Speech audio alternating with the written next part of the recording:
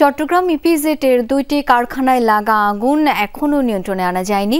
Fire সার্ভিসের তথ্য মতে দুপুর ২টা ১০ মিনিটে তারা খবর পেয়ে ঘটনাস্থলে গিয়ে আগুন নিয়ন্ত্রণে কাজ করছে ফায়ার সার্ভিসের ১৭টি ইউনিট। সেখানে যোগ দিয়েছে সশস্ত্র বাহিনীর সদস্যরা।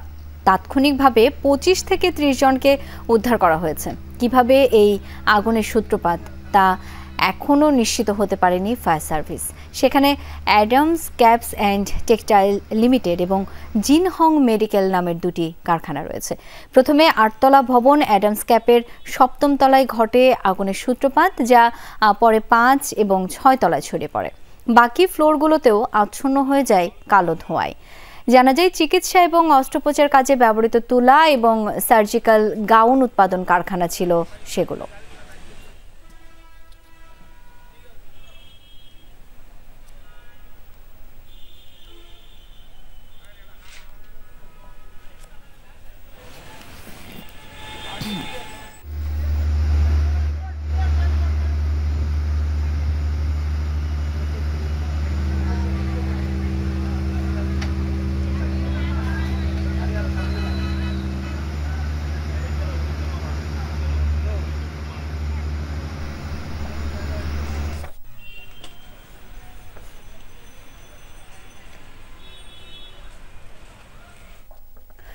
দর্শক, ইপিজেডের অগ্নিকাণ্ডের খবর সংগ্রহ করছেন আমার সহকর্মীরা। একটু যেতে চাই সহকর্মী মামুনুর রশিদ অভির কাছে।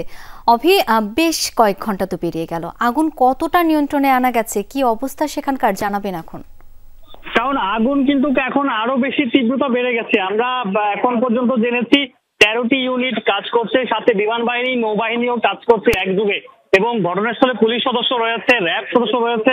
দেখতে পাচ্ছেন নিশ্চয়ই আগুনের যে লেলিহান শিখা, সেটি সময়ের সাথে সাথে প্রচন্ড রকমের দাউ দাউ করে আগুন জ্বলছে। এবং দেখতে পাচ্ছেন ৭ম তলা এবং ৮ম তলা থেকে আয়না, অর্থাৎ ভবনের যে গ্লাস এবং ইটগুলো, সেগুলো একেবারেই উপর থেকে ভেঙে পড়ছে। ফলে নিচে যারা আছেন, আশেপাশে যারা আছেন, তাদেরকে অনেক দূরত্বে নিয়ে আসা হয়েছে। এবং আমরা যেখান থেকে আসলে দর্শকদেরকে দেখাচ্ছি, সেখান থেকেও অনেক বেশি তাপ আমরা অনুভূত হচ্ছে, এবং নিচ থেকে দেখানো অনেক বেশি কষ্ট হয়ে যাচ্ছে বিভিন্ন গণমাধ্যম কর্মীদের। প্রচন্ড রকমের আগুন দাউ দাউ জ্বলছে, ফলে আগুনের যে তীব্রতা, যে তাপ, সেটি কিন্তু অনেক বেশি। এবং আমরা কিছুক্ষণ আগে বিভিন্ন যে সমস্ত প্রত্যক্ষদর্শী বা শুরুতেই যারা ছিলেন তাদের সাথে কথা বলছিলেন শুরুতেই আগুনের যে লেলিহান শিখা, সেটি অনেকটা কম ছিল, কিন্তু সময়ের সাথে সাথে সেটি অনেক বেশি বেড়ে গেছে।